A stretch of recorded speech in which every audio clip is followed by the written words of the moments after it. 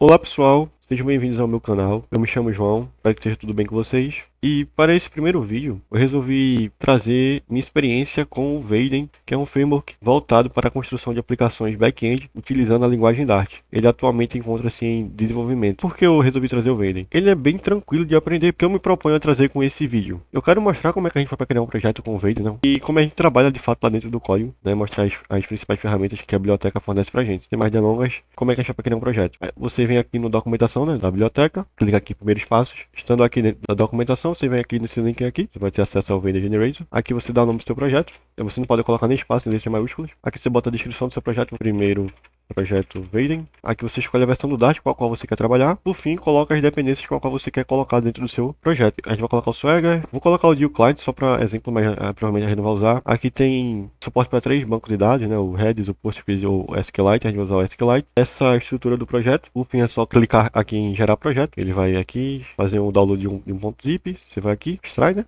Extraiu, bora fechar aqui, seguir a documentação. Aí ela fala pra gente instalar as dependências. Deixa eu abrir aqui uma instância do CMD. Aqui a gente vai pra CD, download, vai CD projeto. E agora a gente consegue rodar aqui o Dart PubGet. Foi.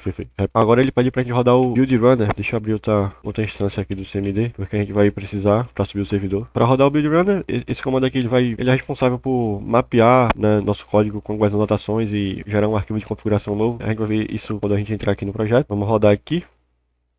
De rodar. Terminou aqui de rodar o comando. Eu vou agora rodar, subir o servidor, né? Que é, por fim só falta fazer isso. Copio o comando aqui no site, joga aqui. Por padrão ele vai subir na porta 8080. Pronto, já subiu. E a gente pode fazer, né, nossas requisições aqui. Como a gente tem o Swag instalado, ele gera um Swag pra gente aqui. A gente pode fazer o teste aqui, nessa rota aqui. Execute. Pong 200, funcionando, tudo bonitinho. E agora bora ver, né, como é que é o projeto, né? Como é que é a estrutura do projeto. Eu vou abrir aqui com o VS Code. E essa é a estrutura do projeto. A gente vai pedir para rodar o PubGet aqui, mas já rodou. Que a gente tem a pasta bin, né, onde a gente utilizou para subir aqui nossa aplicação. A pasta lib, onde a gente tem alguns arquivos de configuração, quais são os pacotes que a gente instalou e alguns arquivos de configuração do Vaden. Aqui a gente tem o Vaden Application, que é aquele arquivo que fica sendo alterado toda vez que a gente faz uma modificação no código, lá com algumas anotações. Aqui a gente tem o Source, o SRC, né, que é o Source, onde a gente de fato vai construir nossos controllers, nossos repositories, nossos services. É aqui onde a gente vai trabalhar. E por default, o Vaden, quando a gente cria um projeto, ele vem com esse carinha aqui, que eu vou traduzir basicamente o que tem aqui. Esse arroba API é referente ao Swagger, aqui o arroba hello, aqui ó,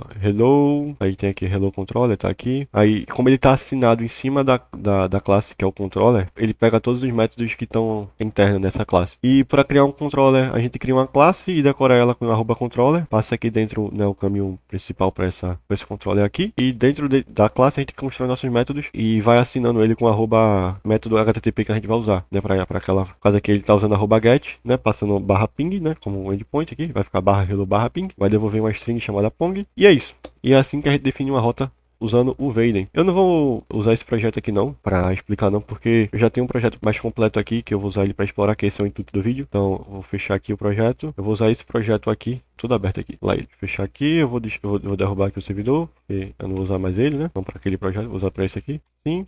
CLS, deixa eu entrar aqui no diretório, CD desktop, CD, acho que era first project, botar start cmd, qual é esse aqui, fecha esse aqui. Pronto, aí eu vou rodar o mesmo comando que eu rodei lá no primeiro, né, vem aqui, carinha aqui. Para esse projeto, como já estava pronto, ele é bem mais rápido aqui, já rodou, e subir o servidor também costuma ser rápido. Demora muito não, talvez sei lá no máximo uns 10 segundos. E aí, pronto, subiu. Aí agora a gente pode brincar um pouco. Bom, vamos focar aqui na camada de search, né? Quando a gente faz realmente a nossa API aqui funcionar. Bom, eu defini aqui no diretório de controllers um controller chamado book controller. Essa API aqui simula como se fosse uma livraria, uma espécie de livraria. Você coloca alguns livros e deleta uns livros e pega um livro, enfim. Aqui cria uma classe, anotei ela com arroba controller, passei aqui o path da rota. E dentro dessa classe aqui eu tenho um repository. Eu vou mostrar como é que a gente faz ele, como é que funciona o sistema de gestão de dependência aqui do Vaden. Dentro dela coloquei algumas funções, né, com alguns métodos HTTP, funciona do mesmo jeito como funcionava no outro projeto, né, que eu acabei de fechar. Uma coisa interessante são os tipos de retorno, né, para cada método. Segundo a documentação aqui, a gente pode retornar uma response lá do shelf ou future response, uma string, uma lista de inteiros, um objeto marcado com arroba DTO e uma lista de arroba DTO que a gente vai ver agora. Que é isso aqui, meu irmão? Seguinte, você percebe que nesse endpoint aqui estou retornando uma lista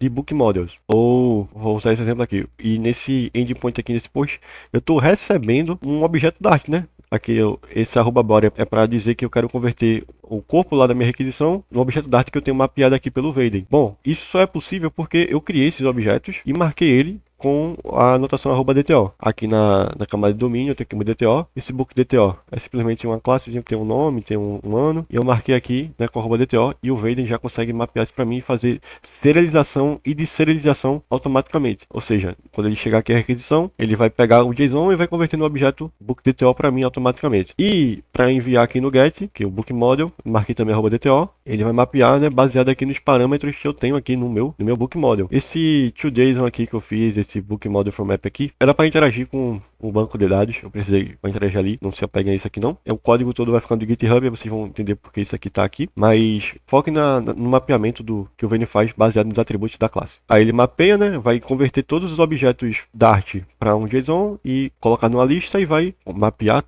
cada objeto em um JSON, e cada JSON vai ser colocado na lista e depois vai ser enviado para o cliente. Fica melhor assim. Aqui são os parâmetros de caminho, né? Que a gente pode recuperar assim, @param. Aqui a gente passa aqui no caminho do endpoint, né? Usando essa anotação. Aqui a gente pode usar essa anotação aqui, né? Para ID, ele vai olhar para essa string aqui e vai ver, cadê o ID? É esse cara aqui. Ou a gente pode simplesmente omitir. Tá tudo documentado aqui, nessa aba aqui da documentação. Pode dar uma olhadinha aqui, tem um query também, né? O @query também, que ele consegue pegar toda que vem aqui. E, enfim, você usa do jeito que você usa em outros frameworks, é bem similar. E outra coisa são os midwares, né? Para você usar um midware em cima de uma rota, você simplesmente assina ela com use guards ou use midwares aqui. Cadê? Deixa eu use midware. Aí aqui você passa uma lista de midwares que você já tem pré-definida aqui na sua aplicação, e a aplicação vai rodar utilizando ela. Eu estou usando aqui nesse endpoint, nesse post aqui, esse book midware que eu defini, e a gente vai falar dele agora, que é a próxima camada aqui, né? E como é que a gente vai para criar um midware? A gente cria uma classe, extend de uma classe aqui chamada VadeGuard ou VadeMidware. Aqui, ó, classe, vou botar aqui outro, extend Vaden Midware. Aí ele vai pedir para você sobrescrever um midware aqui. É que você faz o que você quiser, com o tratamento que você quiser, né? O handler vai passar adiante, né? A request, enfim, dada uma condição que você colocar. Tem também o Vaden Guard, ele também é um Vaden Midware, só que ele é específico para tratamento de controle de acesso, né? Aqui eu só fiz um exemplo, pega a requisição, vejo se no header authorization dele é diferente de 1, 2, 3, 4. Se for, eu retorno falso e ele barra, né? Ele barra aqui a requisição, não deixa passar para cá pro post. Ele vai retornar o erro. Aqui, vou trocar para 1, 2, 3, 4. Aqui, ó, inventei o authorization 1, 2, 3, 4, ele dá o erro aqui, e se eu mandar o 1, 2, 3, 4, ele vai funcionar. Beleza? Bom, era isso que eu tinha para falar sobre os controladores. Acho que não tem muito mais o que falar. Tudo que tiver aqui em relação à API é em relação ao Swagger. A gente pode entrar no Swagger aqui, acho que pode, né? Localhost 8080. E aqui o Swagger para essa aplicação tá aqui. Esse é o Swagger lá do default do Vaden, né? Que vem, aquela classe lá. E só de eu ter assinado aqui a classe main aqui, né? Book Controller com API Tag, ela mapeia todos os endpoints que tem aqui né, dentro da minha classe. E eu fiz um detalhamento maior para o método post aqui, usando essas tags aqui, que você pode ver lá na documentação também, e ver como é que faz para usar. É bem tranquilo. E você já tem a documentação do sua API, pronto. Ele mapeia também seus models aqui, seus DTO, seus esquemas, por causa da anotação @DTO. É muito bacana. Pronto, já falei um pouco sobre midware, sobre como é que vai criar um controller, né? Como é que você pega os parâmetros aqui. Os repositories, eu criei aqui um book repository aqui. Você pega um repository, você cria uma classe, aí assina ela com @repository. Olha que bacana. Basicamente aqui a gente está injetando, né, no sistema de injeção de dependência do Vaden, um símbolo desse cara aqui. Qualquer classe que precisar dele, no caso o book controller usa ele, eu só faço declarar um parâmetro aqui, passo aqui no construtor e já estou pronto para usar o meu repository. Tá vendo aqui? Eu estou utilizando ele aqui. E eita, faltou falar um negócio. Quando você criar seu midware, você tem que assinar ele aqui com @component, porque aí você marca ele, você injeta ele aqui no sistema de gestão de dependências do Vaden, senão não vai funcionar, certo? Tem que lembrar de marcar como component. Feito isso, voltar aqui para o repository. Ponto, é um repository normal, alguns métodos. A única parte que você tem que se atentar realmente é o @repository, e é isso. Aqui é a classe database helper que eu usei com SQLite para simular aqui um banco de dados em memória. É isso, eu não criei o service, mas é bem similar ao repository aqui, cadê ele? Componente service aqui, a gente tem o @repository, também tem o @service, funciona basicamente da mesma forma. E é isso que eu tinha para compartilhar com vocês sobre o Vaden. Espero que tenham gostado do conteúdo e deixem aí a sua opinião nos comentários, e agradeço a atenção.